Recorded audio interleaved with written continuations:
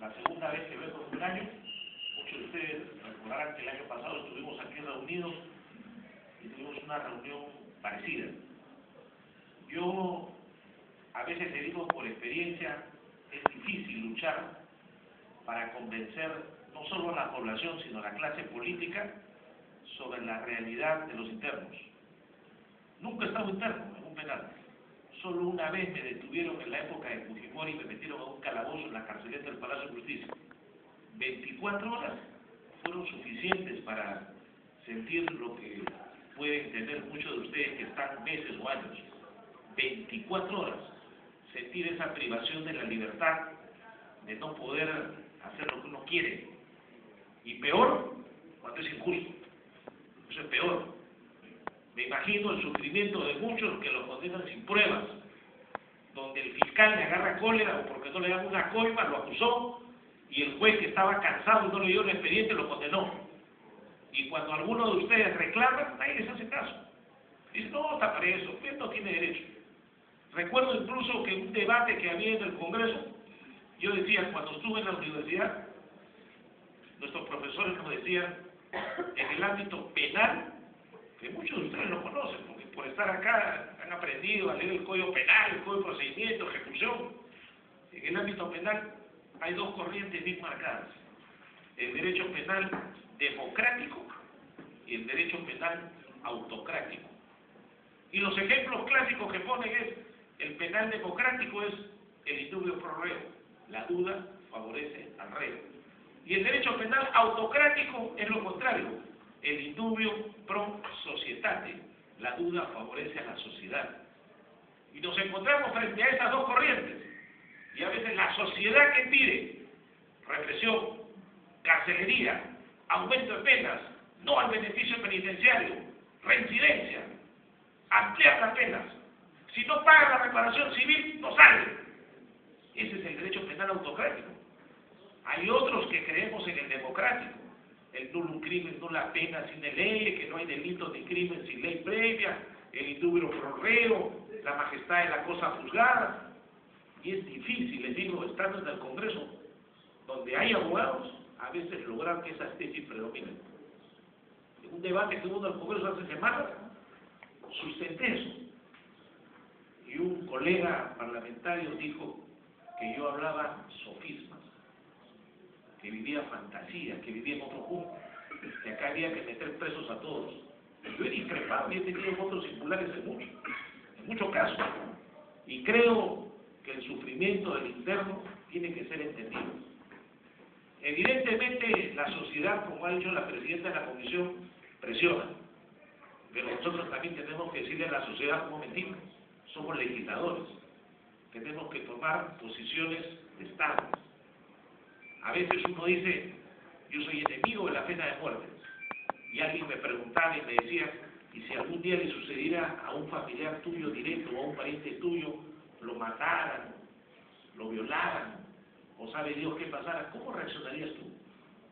Yo dije, si lo pienso como padre y como persona, lo primero que diría es pena de muerte. Pero cuando uno es legislador, ya no puede pensar como padre. Tiene que pensar en función a un orden jurídico, al desempeño de la sociedad. Porque yo también le respondía a esa persona y le decía, ¿y qué pasa cuando tú estás llegando a tu domicilio y ves un montón de gente, policía, fiscales, jueces, televisión, radio, todos? Y tú llegas y dices a tu casa, ¿pero qué ha pasado? Y ves de repente a un pariente tuyo sentado y esposado. Y tú dices, ¿qué le ha pasado? Y la autoridad te dice, no, han matado a este niño. ¿Y quién fue? Fue su pariente. La primera reacción de uno es, no puede ser, él no ha sido, él es incapaz de haber cometido ese delito. Entonces siempre tenemos dos partes. La parte que pide sanción, que pide pena de muerte, que pide cárcel, y la parte que dice, él es inocente, él no ha sido, él es incapaz de cometerlo. ¿Y quién va a resolver? ¿Quién dice la verdad? El proceso judicial, los fiscales, los jueces. Y ahí es donde también a veces hay niveles de corrupción.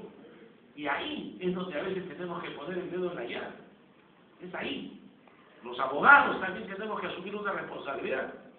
Por eso yo he estado observando, conversando con el doctor Magán, mientras las exponían algunos sobre esta iniciativa que quieren ustedes presentar para lograr la liberación excepcional, creo, si no me equivoco. Mi primera sugerencia y comentario sería: no hagamos la comisión tan amplia, porque hay un dicho popular político que establece que cuando no quieres que algo se apruebe, crea una comisión, y si le pones más miembros es mejor para que no se apruebe.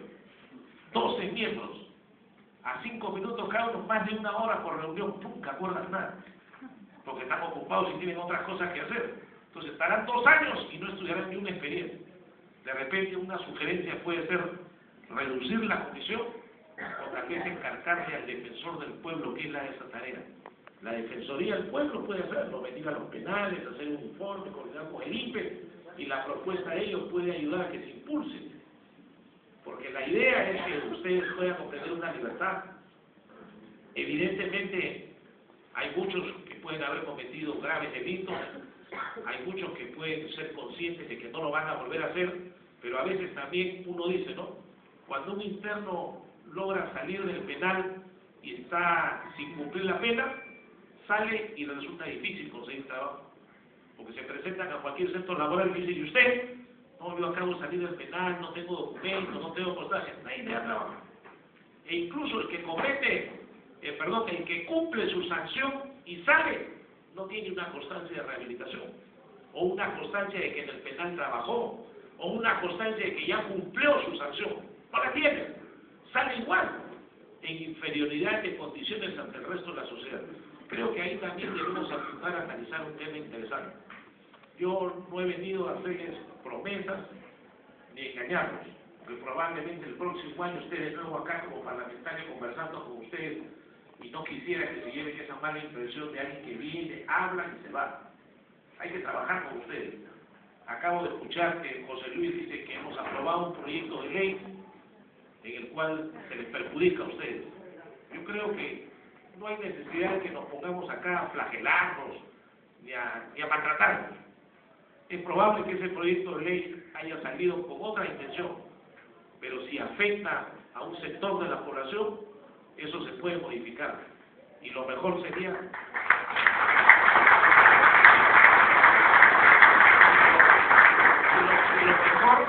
lo mejor sería en adelante comprometernos, y me tomo esa atribución ante la presidenta porque sé que ella, Ana Solórzano y yo somos demócratas, que cada vez que llegue un proyecto que tenga que ver con internos, comprometernos a atender la consulta del INPE, y si no la atendemos ni la opinión de ustedes, pues no aprobarlo, para poder trabajar juntos